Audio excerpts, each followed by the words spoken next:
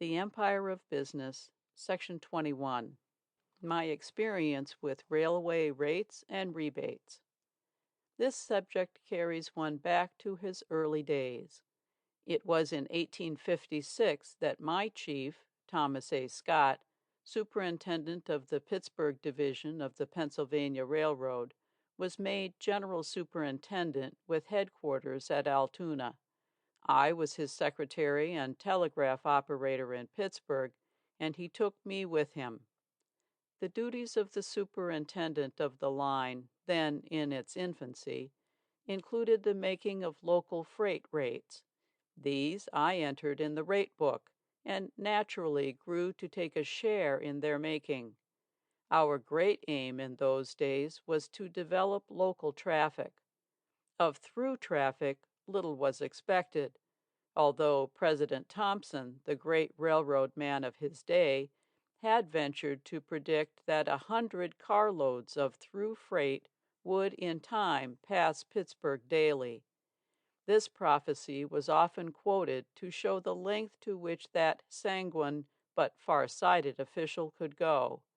Now every day thousands pass through the city in each direction. Local traffic, that is, traffic originating and ending upon the line, was then depended upon to yield revenue. One enterprising man would write or call to say that he was thinking of opening a stone quarry on the line and shipping dressed stone to the towns and cities if he could get rates enabling him to do so.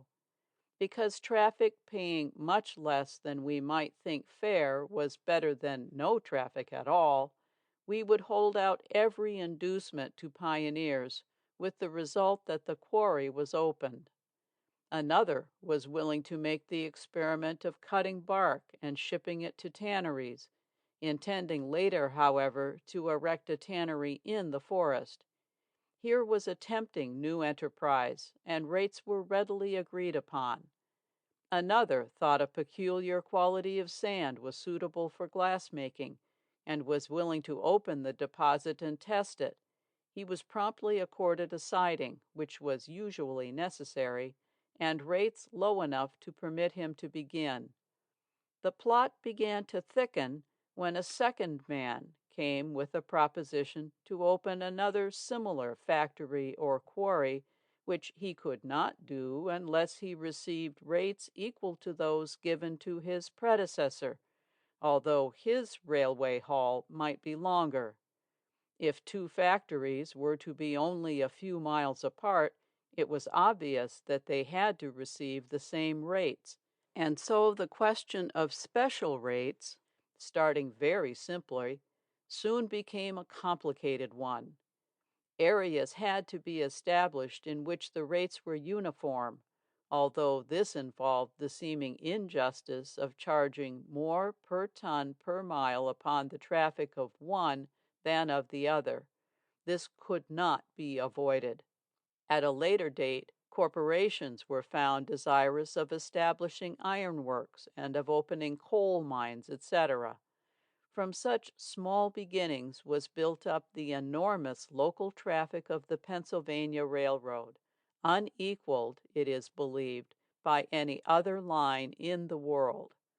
All these rates, it will be understood, referred to traffic within the state of Pennsylvania, Pittsburgh and Philadelphia being the terminals of the line.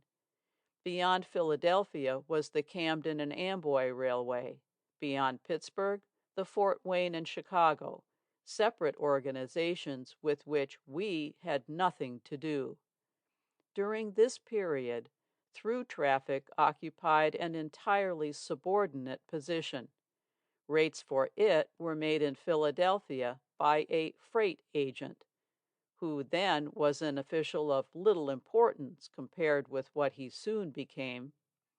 Upon the completion of the Erie, New York Central, Baltimore and Ohio, and the Pennsylvania systems between the Atlantic seaboard and the Great West, a strong competition for through traffic once began. At first it was a scramble, and each road got what it could at the best rate it could, regardless of everything. The position was peculiar and is so still, and must long remain so. Eastbound tonnage from Chicago, St. Louis, and other points in the west to the Atlantic seaboard is far greater than that from the east to the west. Hence, long trains of empty freight cars have to be hauled westward empty. It is evident why westward bound freight was eagerly sought by all lines. Each had its freight agents all scrambling to secure the prize. What rates might be obtained for westbound freight was a secondary consideration, for any rate was clear gain, since cars must go west in any case and might as well go loaded as empty. Hence bitter wars broke out between the roads at intervals, and the four presidents would meet and make what was called a gentleman's agreement. These worthy presidents would give their word of honor that certain rates would be strictly adhered to, and gave orders to that effect, we may be sure, in good faith to their subordinates. But it is a remarkable fact, notwithstanding, that these gentlemen's agreements did not last long, but required renewal at short intervals. The rates agreed upon were too easily evaded. The assistant freight agent or one of his staff could promise certain favors to shippers upon other traffic, while adhering strictly to the agreed upon charge for that he was securing, or could remit charges upon other freight not involved in the agreement.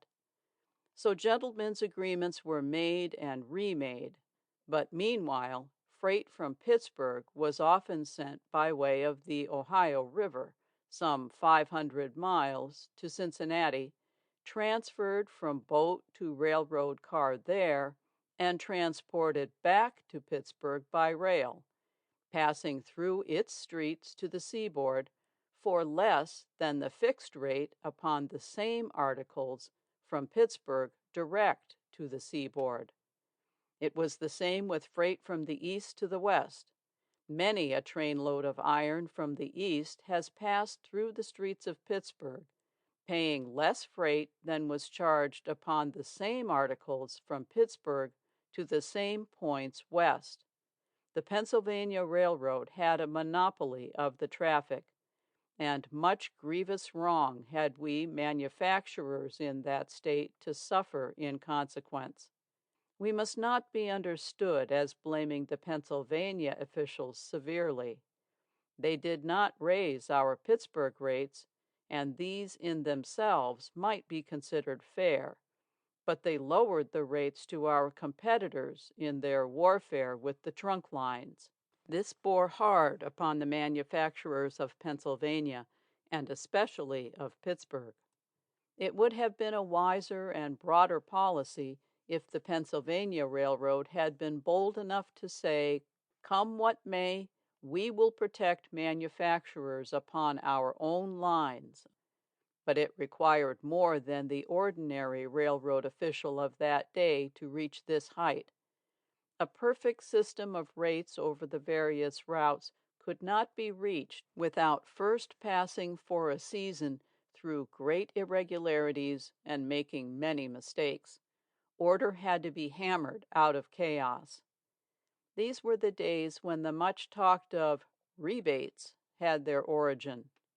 Gentlemen's agreement rates were charged, and the bills of lading were fair and square on the surface, but the understanding with the shipper was that rebates would be allowed and settled for at some future time. The keener members soon discovered that evidence might be called for by competing lines, and the question asked, "Have any rebates been paid on this shipment?"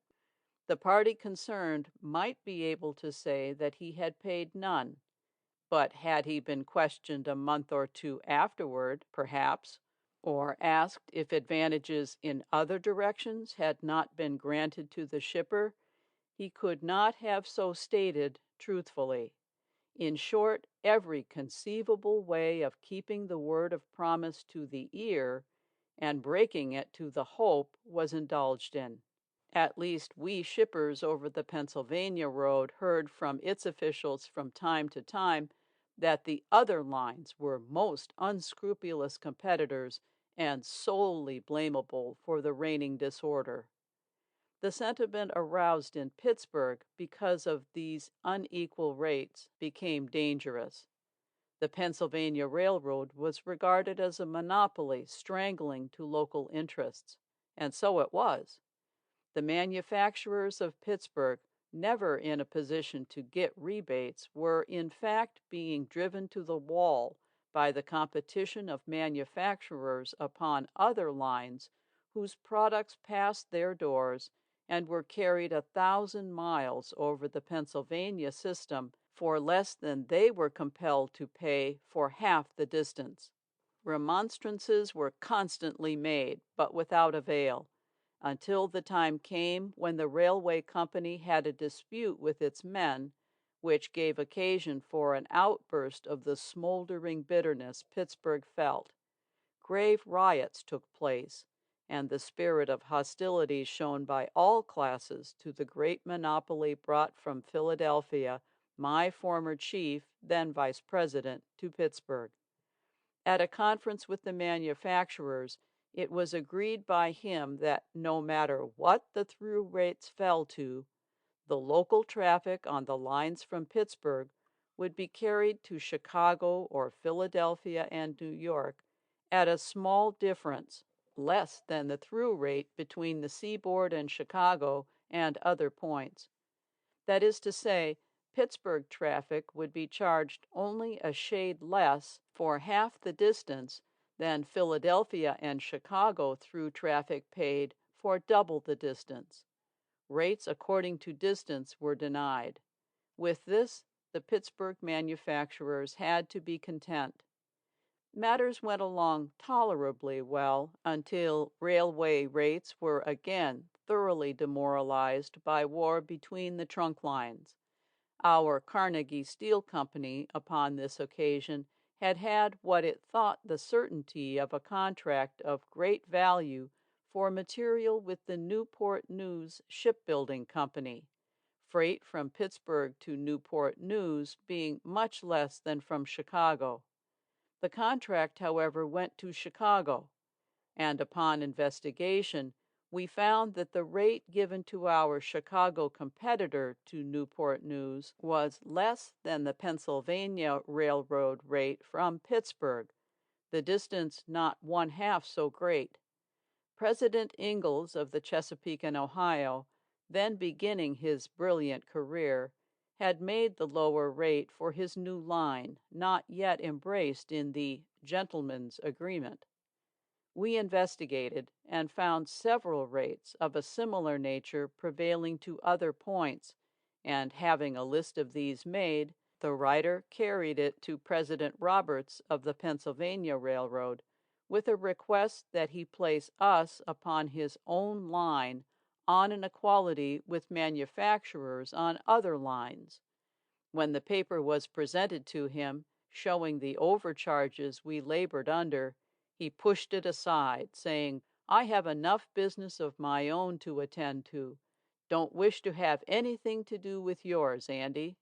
I said, "All right, Mr. Roberts. When you wish to see me again, you will ask an interview. Good morning." The situation had become intolerable, and we looked about for the best means of protecting ourselves. A railroad line of our own from Pittsburgh to the lakes would be an invaluable acquisition, rendering us independent of any monopoly and enabling us to transport all our ironstone traffic from the lakes to Pittsburgh, and our coal and coke from Pittsburgh to the lakes, also giving us connection with the other through lines. I purchased the harbor at Conneaut and a few miles of railroad connected with it, and began extending the line to Pittsburgh. My partners had good reason to dread the consequences of the reckless challenge to the monster monopoly, and I could not blame them, for it undoubtedly had the power to cripple our operations. An intimation to the superintendent that the car supply for our works or the movement of our traffic need not receive undue attention would be serious indeed. As a precaution, I took good care that the authorities in Philadelphia were advised of the policy I had determined to pursue if there was the slightest interruption to our business. All our works would be stopped. I would visit each in succession and inform the workmen why they were idle, publish the monopoly rates, explain why Pittsburgh needed our new railroad, and ask them and all the workmen from other mills to stand with folded arms upon the streets over which the Pennsylvania trains passed for miles, in peaceful protest and as an intimation that justice had better be done to Pittsburgh. No interference with our operations came. It was not long before I received a note from Vice President Thompson saying that President Roberts and himself would like an interview. I agreed to call as I passed through Philadelphia and did so. I write this in the first person because my partners did not see their way to fight the great Pennsylvania Railroad, but my Scotch blood was up, and I was in to fight to the death, determined no longer to stand what we had been groaning under. It was indeed a fearful thing to fall into the hands of a railroad monopoly in those early days, and yet this is to be said for the railroad. While its rates for competitive traffic were being reduced beyond reason by competition, the company needed all the more the high rates upon local traffic if these could be enforced. This was no doubt taking a very narrow view, but railroading was then in its infancy, and public sentiment was not the force it has since become. What I needed for the interview with my former railway associates were the secret rebate rates prevailing elsewhere. Our freight agent, Mr. McCaig, then a clever young man, obtained these and placed them in my hands in a few days. He had left me with the word of Richelieu ringing in his ears. From the hour I grasped that packet, think your guardian star rains fortune on you. Some time after that he was of course admitted to partnership. That was the turning point in his career. Entering President Roberts' room, I found him and my dear friend Frank Thompson, Vice President, sitting together. My reception was cordial. "How are you, Andy?" "How are you, Mr. Roberts? How are you, Frank? Gentlemen, you asked me for an interview, and here is the culprit before you. Put me in the dock and question me as you wish." Frank said, "This is just what we want to do. May I be examiner?" "Yes," I said, "you are just the man." "What are you fighting the Pennsylvania Railroad for?" he asked. "You were brought up in its service. We were boys together."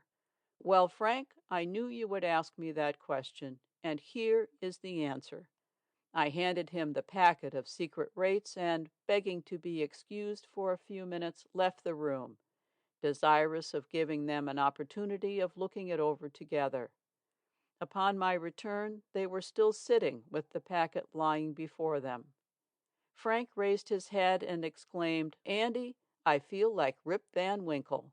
"Frank, the Pennsylvania Railroad officials have slept just about as long. Well, tell us what you want." "I don't want anything. I did not ask to see you. You asked to see me." "Don't talk that way. What do you want?" "We wish to make an arrangement satisfactory to you. We did not know these things were going on. We can hardly believe it, but we shall now find out. Tell us what you think we ought to do." I said, "Gentlemen, all we have ever asked was that the rates charged us shall be at all times as low as those which competitors on other lines are paying on the same articles for similar distances. We ask for nothing else. Other lines are carrying freight for our competitors cheaper than you are carrying it for us, and you take part of this freight at the cut rates. We cannot stand that. We have never asked for lower rates than our competitors, but we shall never rest satisfied with less. If you will stop building that line from the lakes to your works, we will do what you ask," was his response. "Gentlemen, that cannot be. I have agreed to build that line, and certain parties have taken action in consequence of my promise. It has to be built." Repeated efforts were made to induce me to forego building, until finally I said to President Roberts, "You have just given a rival concern about to build works on your line in Pittsburgh an agreement to give them everything you give us. We make no complaint. But if I had come to you and asked you, Mr. Roberts, to withdraw that agreement, and you had told me you were pledged to give it, I should say no more. I should expect you to keep your word. If abandoning the new line is a condition of anything you will do for us, we must part." No more was said upon that subject. Then came the extension of the lake line we had decided to build from Pittsburgh to our coke ovens. They wished that stopped, and as I was not yet pledged to build it, I said that was a matter for negotiation. If they wished to carry our coke over their line from the ovens to our works at Pittsburgh at the same rate agreed upon with the new proposed line for that service, they could have the contract. This they gladly accepted. The result of the meeting was that I got all I asked for, and greatly obliged the Pennsylvania Railroad by allowing them to retain transportation of our own coke traffic from the coke fields to Pittsburgh. Everything was satisfactorily arranged, and we were all boys together again. I was the ally of the PRR, much to my delight. It was estimated that the agreement saved us about $1.5 million per year, a large sum upon our business then. Railway officials, free from restrictions, could make or unmake mining and manufacturing concerns in those days, and could do so still had we not at last a court of appeal and laws against obvious discriminations. The Interstate Commerce Commission is to become one of our greatest safeguards. I must not forget to mention that one part of the understanding was that so long as the Pennsylvania Railroad gave us the same rates our competitors paid for similar distances anywhere in the United States, we would not be parties to building any additional lines in the Pittsburgh district in competition with the Pennsylvania Railroad, and this agreement lasted until Mr. Cassatt returned to power. I was in Europe when he changed the coke and other rates, not knowing their origin or the details of our agreement with his predecessors. All that we asked and obtained, as I have explained, was the same rates given by other lines to our competitors, and nothing lower than these. It was impossible, I am told, for the railroad company to do anything, however, but charge the regular rates on some of our shipments as made, and at the end of each month to compare these rates with any they had given to others, or which we could show their competitors had given to others, for similar traffic. Therefore, the necessary deductions, if any, that had to be made to us might be considered in one sense technically rebates upon the higher rates charged, although not such in any true sense. For the net result to us was that, according to the agreement, we got just the rates that the Pennsylvania Railroad officials were satisfied our competitors were paying in other districts over other lines. Thus, we were given, as it were, the most favored nation clause, nothing more. The new rate on coke was in a different category. Here, the Pennsylvania Railroad Company elected to take the place of a threatened rival railroad and had to meet its terms. The Carnegie Steel Company only got what the new line was to give it.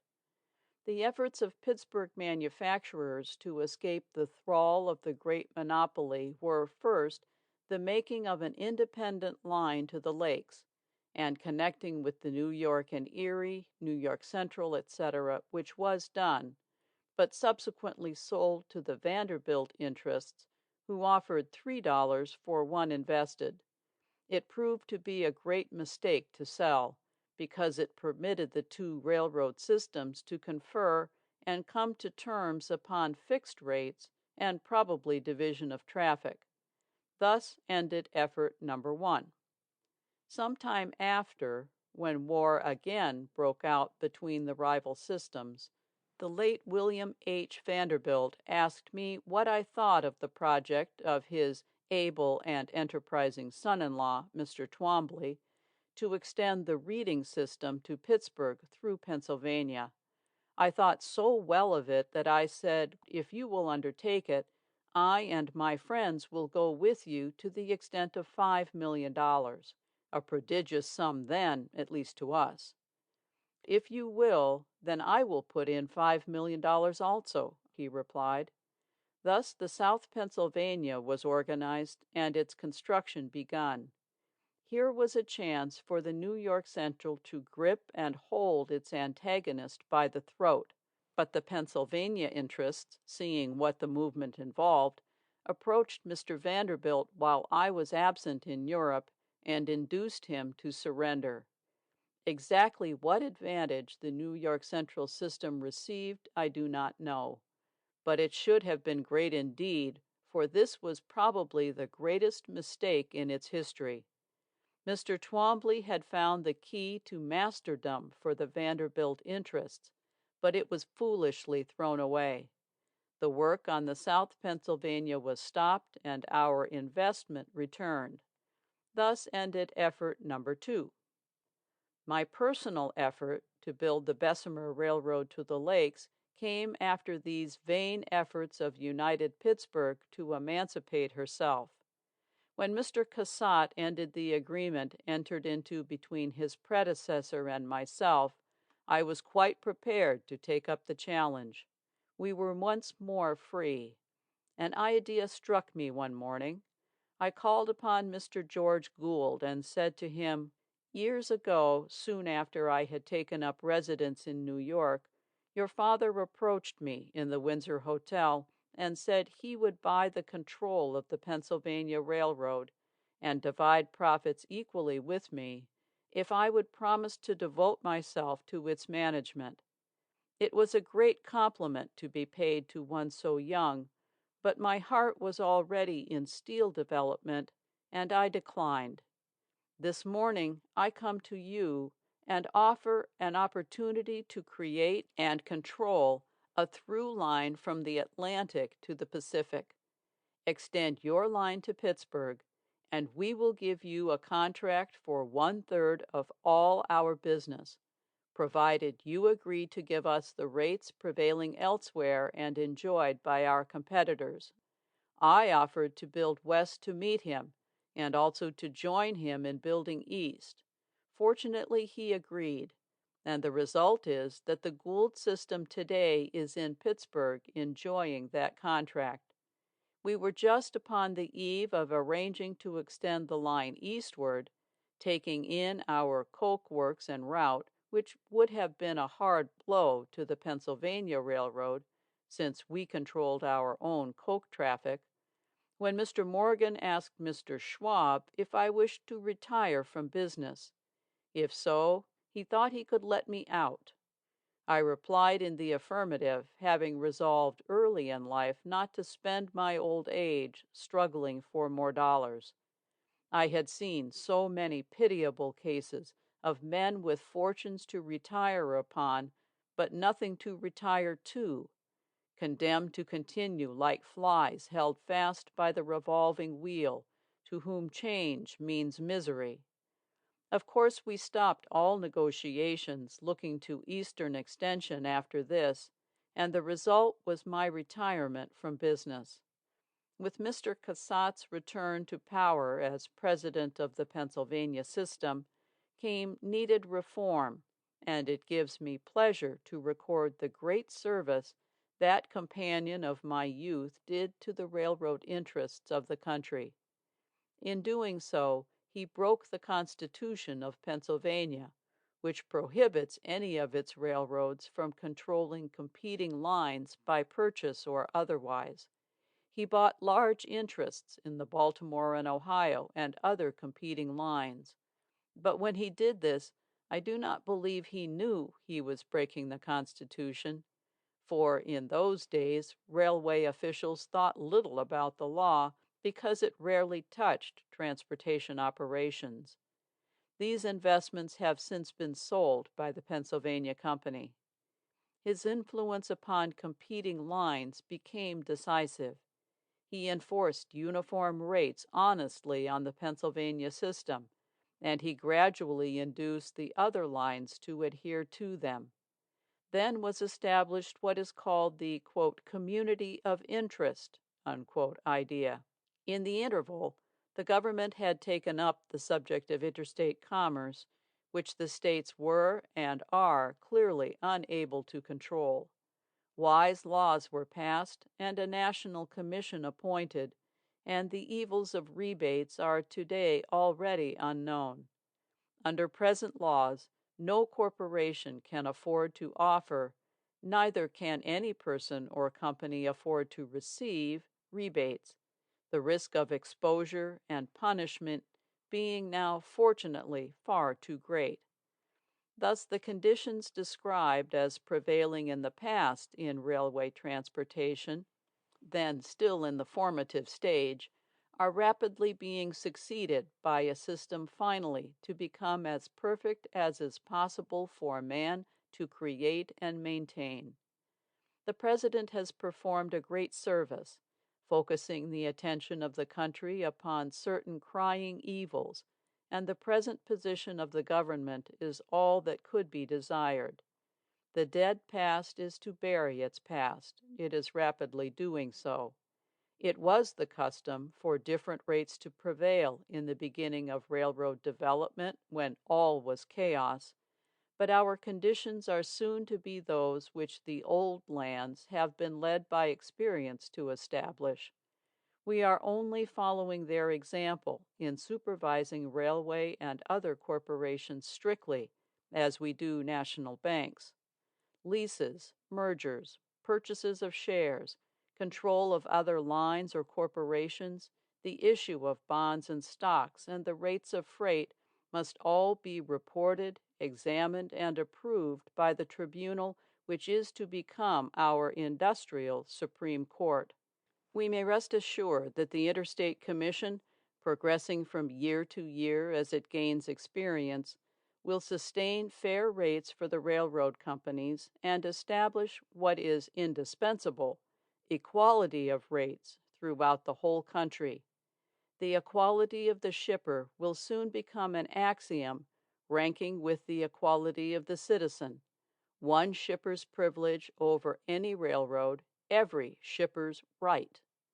Different rates per ton or per mile may prevail in different sections or under different conditions, but these will be open to all.